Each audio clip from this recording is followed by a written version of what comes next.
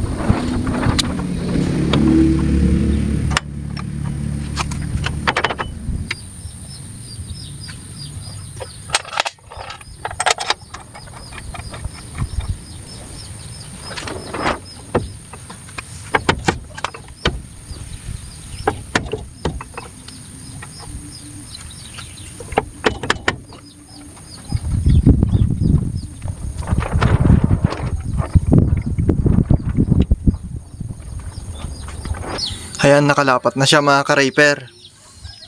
Ayan o, nakapaglagay na rin tayo na tornilyo rito sa gilid. Oops, taas dito sa taas.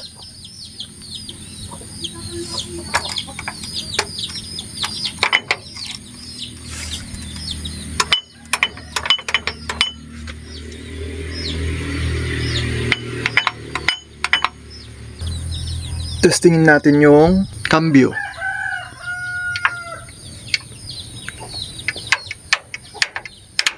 Ayun. Neutral natin, neutral. Ayun, neutral.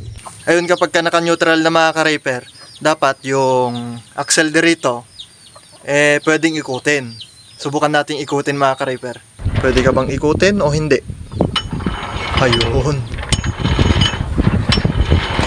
Ayun, ayos naman lahat mga ka-Rayper. Ngayon, ilagay na natin lahat ng mga tornilyo.